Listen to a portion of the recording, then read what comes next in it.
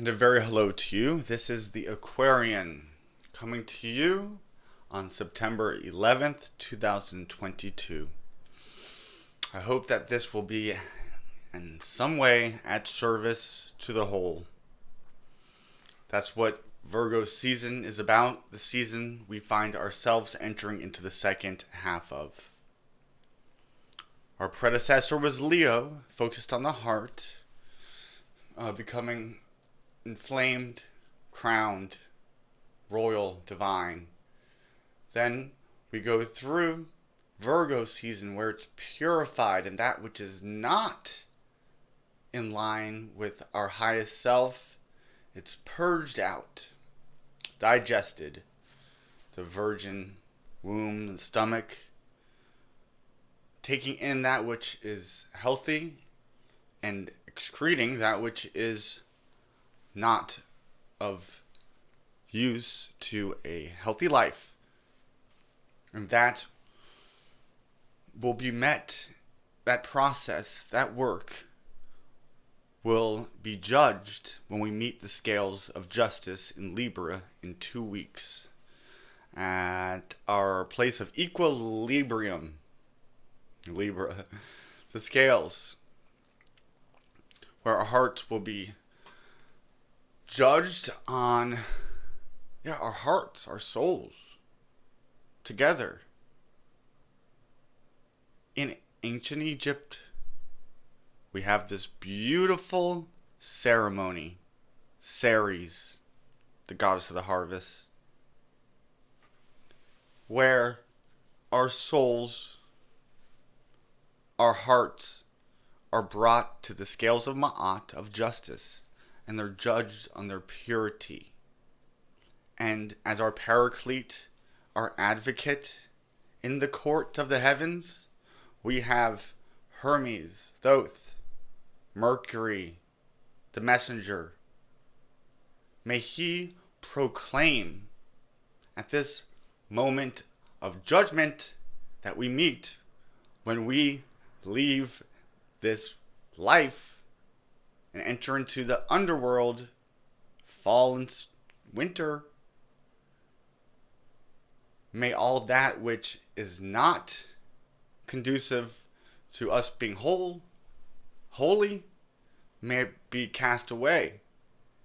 May we join together in this shout of proclamation with our advocate when he cries out, "His soul is brave, his heart is pure, his soul is brave, his heart is pure." Soon, we prepare to enter into the 7th day of creation, where God rests on the mount in the 7th heaven. God being likened to the planet Saturn. We are learning this construct that we entered into, that we might be able to best work it. Working is Virgo season. But now let's not get too worked up. We want to ground ourselves so that we could use this energy for practical purposes. Practical is what Virgo's about. Is that practical? Well then, how does it concern me? They're often really not the most inclined towards theological thought. They're more about doing it. If they are, they're more of an active contemplative. It's also the Hermit card. Going in. Taking the light, going in. It's the turning of the wheel, the mutable signs. The 3rd, the 6th, and the 9th, and the 12th. If you know the 3, the 6, and the 9, Tesla says you know all that needs to be known. Which is the laws of the working out of the laws. So we want to be in line so that we could use these laws to build a better temple, a better mind, a better us, a better world, a better community.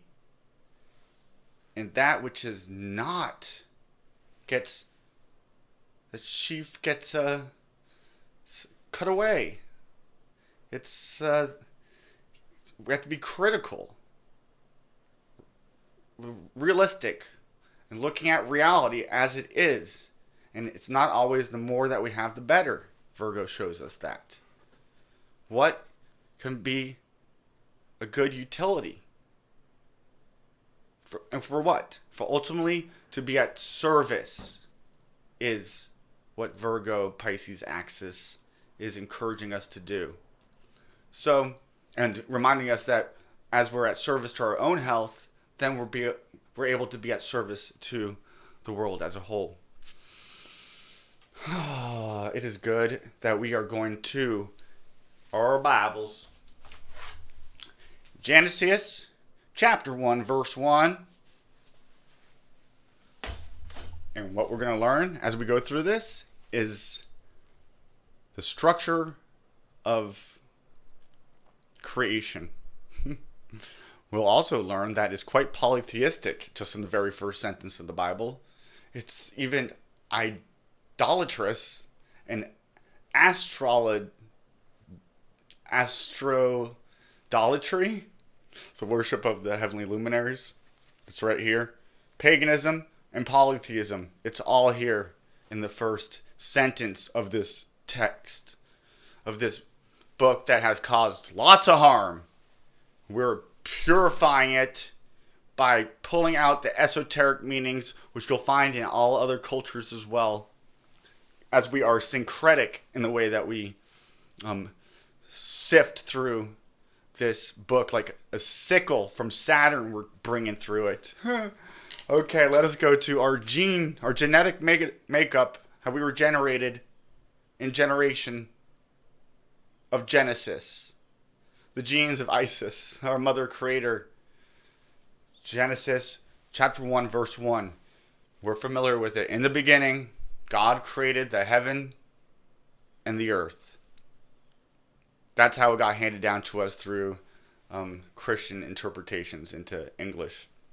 But in its original source language, Hebrew, coming from Akkadian and Ugaritic, ancient Mesopotamian Sumerian, we have in the beginning God. Well, that's actually Elohim is the Hebrew word for God, and it happens to be a plural. Not only that, it happens to be feminine. And this is El, the Lord of the Om. The word of the Lord spoke out in the beginning. The El is the Canaanite god Saturn. The light is a little tough. It's El, and there's a picture of Saturn. And then Ohim, take out the consonants because those are added in later, and we have the OI. You'll see the name for God, the secret name for God is OI or IO, pronounced Yo or Yah, where it goes to Jah or Yahweh, which is a moon goddess, Yo or God. It's a feminine plural as well, I think. And so what we have here is Saturn to the moon, which is the closest luminary to us, the moon, out to Saturn, the furthest visible heavenly luminary. And Saturn sits in the seventh heaven. There's more than one, and that's even said in our very first sentence of the Bible. So, in the beginning, God's Elohim, which is also likened to a celestial court, and El being at the head of at the top of the wheel, in the seventh heaven, who rests El on the seventh day, after creation. Of the creation of the 7 visible heavenly luminaries that make up this structure that we can visibly see. So we have the cube, or the hexagram, or hexed into through sextiles, the cube, and each planet makes up a point, and the 7 is the middle, even, where it's evened out the snake of the 7 on the pole. It stretched out the snake. The snake being chaos, the void, Tiamat, darkness, and then a light hovered over it, a light hovering, so we have fire, which gives light, air, the masculine elements, hovers over the abyss, waters, dark, create earth, the feminine. When the light goes into the dark, it splits off into 7 rays, going to our 7 visible heavenly luminaries, going to our 7 chakras, which is the 7 points on the cube, the middle being the 7th, the place of rest, of equilibrium, the 7th sign of the zodiac, Libra, the scales. And that's the making of our temple with equal sides, equal length, equal width. When we come in here, we were an imperfected stone called an ashlar stone according to Masonry. And here we are perfecting that stone into beautiful place to house the divine light. So right now, this is us perfecting our house, our temple within, to be able to bring in the highest amount of light and energy to create the best, most perfected creation. And a way to judge that is to say, is this at service to life? That's the measuring rod from which our hearts are measured in at the scales of justice. So all that which is keeping us from passing through that gate successfully, let it be not. So Elohim, we just went through what that means. And now we go to heavens. So Elohim created the heavens. It's plural. Shamayin in Hebrew. Or take out the H, Samayin, which is likened to the heavenly waters, the firmament, and it's plural. Because the heavenly luminaries, the 7 gods and goddesses, take up each layer. And we pass through each 7 of them to get to earth. And then when we ascend up 7 of them, like the 7 chakras, the 7 rings on the ladder of Jacob. Which is why in order to complete the 9/11 dark occult ritual, they had to break down Twin Tower 7 in between Joachim and Boaz. The pillars giving us the arch, the entrance into the 11th sign of the zodiac. Aquarius, ruled by Saturn, who's in the 7th heaven. So they go up the ladder and then they break it down so nobody else could go up it. To build their own order. To become God over us. Well, through this knowledge, Gnosis, G, being the 7th letter of the alphabet, we get a chance to break out of their imaginary box and build one together that's more in line with the laws of nature that are in equilibrium, recognizing each person's dignity and worth equally. And Samayin means pretty much also the way of the sun. Samson is a sun god who but turned into a biblical character. And then we also have another word in Hebrew used for the heavens is Haggadah, which means it's a text meaning to tell, and it also goes to this god of the sun called Adad.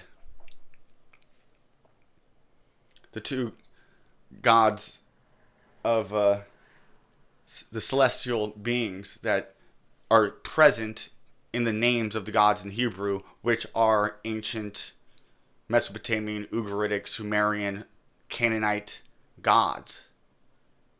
So here we have the name gods and the deifications of the celestial spheres as beings. The name Haggadah also means like a lamp, and it's a feminine form. Samayin is another feminine form of the path that lights up where the sun travels, the way of the sun, on the Mazzaroth from Nazareth. Mazzaroth is the 12 constellations of the zodiac that the sun, the moon, and the planets traverse through. And the name Shamash is actually a feminine form of, it's a goddess of the sun who's likened to a lamp. How beautiful is that?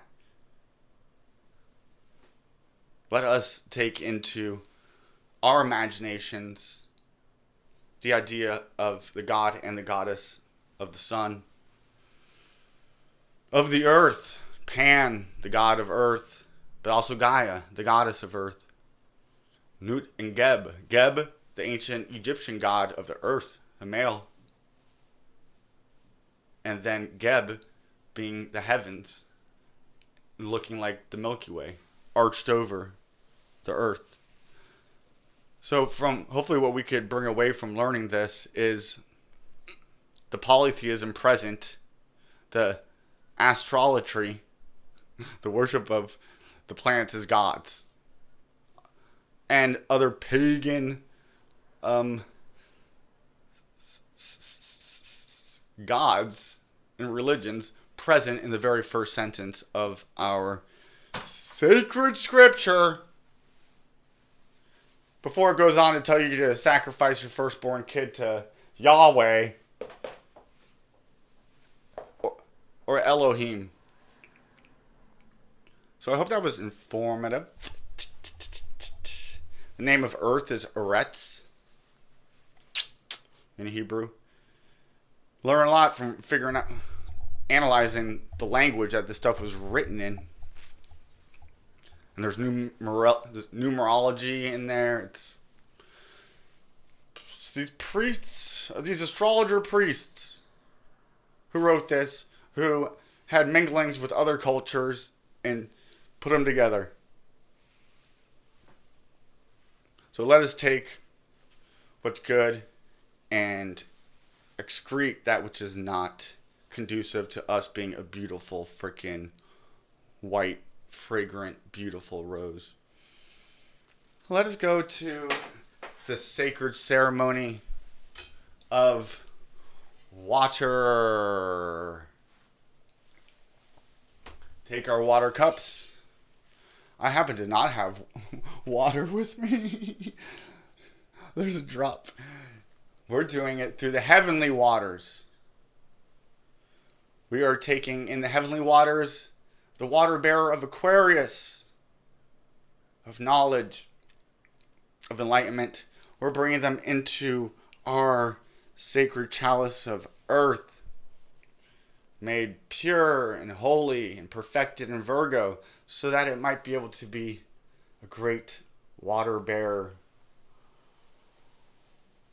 We are made whole. Holy. Holy art we. Beautiful are we. Da da da da.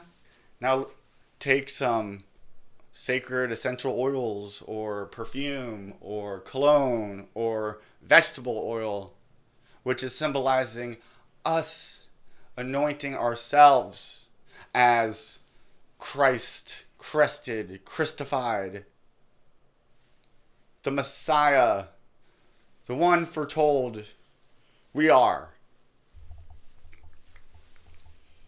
And we make the 8-pointed sign of the Star of Isis, who is the throne, the seat of wisdom, who sits behind the veil, weaving the most beautiful of tapestries that is our souls traversing through this earth. Ooh, that's beautiful. And now we close that beautiful ceremony. And now we go to the cards. This is a beautiful deck. All of Egyptian gods and goddesses. We're resurrecting the gods of old and the goddesses. We are making sacred and holy and beautiful all of this creation. Oh, I got Geb. I was just talking about Geb. Prosperity, Earth. Yeah. Let's see what it says. Number 5. 5 is Mercury. Mercury and Earth. That's very Virgo. Moving around, working the earth, magical. The scribe, writing down stuff, organizing plans, Virgo. Are they at service to the greater whole, Virgo? And that will give us prosperity as we line up to those energies, because that's what's going on in our environment. Geb, prosperity. God of the earth and all animals. If you know a Virgo, they almost always have a pet dog. Little pets. He is usually depicted male in Earth. He is usually depicted lying on the ground. Yeah, and then Nut is arced over him. And he's plants and fruit on his body. The great cornucopia is a sign of Virgo as well. Yeah, because you gather in the harvest and you bring it together as an offering. Devotion is a Virgo type energy. The Vestal Virgins, the goddess Vesta was about what you invest your energy into. And they were devoted in the temple to this goddess, keeping the sacred flame alive, the flame from Leo to bring us to Libra. Okay, so it's got fruit on his body, or as a bearded man with a goose on his head. A goose. I wonder what that means. The emblem representing the hieroglyph of his name, the goose. Geb symbolizes wealth. Let us go. Fertility. Ooh. The pregnant virgin. And abundance of nature. But also its most feared forces. Whoa. With Geb, you can trust in slow but constant development. That's like the prince, the knight of coins. That's good. Let's slow down and be intentional in what we do. That's a big part of this whole ceremony ritual, is being intentional in what we're doing. This was taking small acts and using them to make magic. Washing the dishes, pretend it's your soul, your heart being cleaned, and ready to be the host of the most beautiful banquet.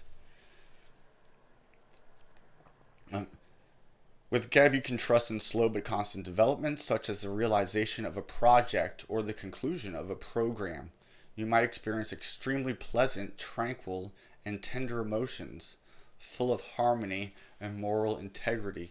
I feel like that's very much that Virgo going into Libra kind of area. Yeah, so let us beseech the god Geb that we might be prosperous and abundant, fertile during this season of this harvest season. Okay, now we go to the tarot deck to ask 4 swords. I tell you what, out of all the swords, this is the one it's nice to get, where it's asking us to I mean, in Virgo season, you want to move around to get your mind to a still place. You won't hear that interpret. Usually, this will be like, oh, rest and relax and meditate. Yeah, but get moving your body will help you to get to that place. And Gab talking about Earth, but ahead of that. So the mind, going to Earth to get the mind right. Get your mind right. And then we'll finish off with a one last oracle card. Thank you all for being here. Go check out the GoFundMe page. Type in on GoFundMe.com is creating a new religion. Making a new religion. Trying to get $1 million to have a building. And then another million. Lots of millions of dollars and lots of buildings with schools, hospitals, built on truth, giving life. We got 2 that want to come out. Your life is a canvas, artist, manifestation, creative accountability. We've been given life, and with that, we have to be accountable for it. And that means being creative. Our gifts, how are we using our talents? We're using them to be at service to the whole. Through each one of those 7 planets that we descended into, we are cloaked with a color, like Joseph's multicolored jacket.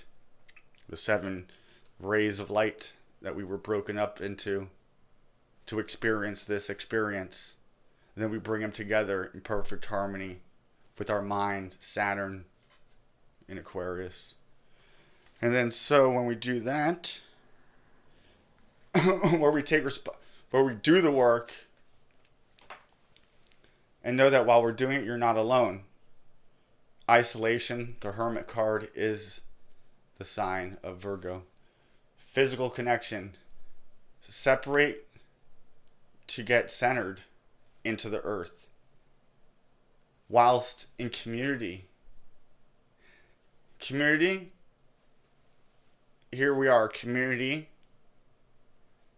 Being nourished so that when we go out alone, we can be courageous in expressing our creativity at service to the greater whole as to ourselves.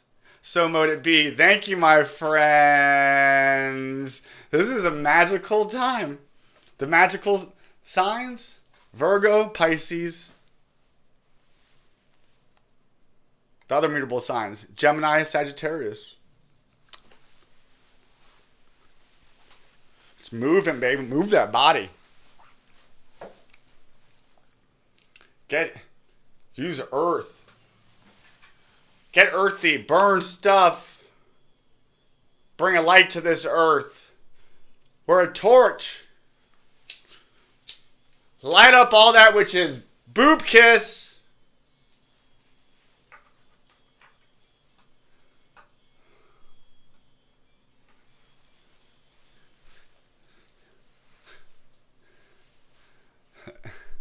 Yeah, Hecate, a great goddess. Right now is really a time to get Harmony, which is the feminine side of Hermes, which is Mercury's feminine side, which is what we get in Virgo season. It's a nurse. This is a time to nurse ourselves, health-wise, physically, checkups, diets, routines, things to be taken into account consciously and then worked with. Let it be done on earth as it is in heaven. We're doing this, guys. Why do I have an American flag? It's where I happen to be. It's got stars on it.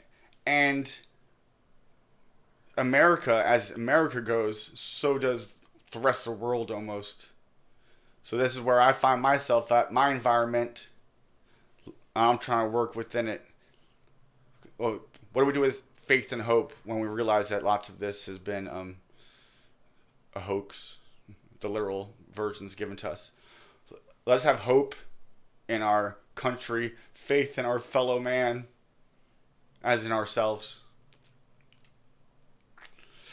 The dream catcher, This tree reminds me of my Scandinavian roots and the tree of Yggdrasil, and also my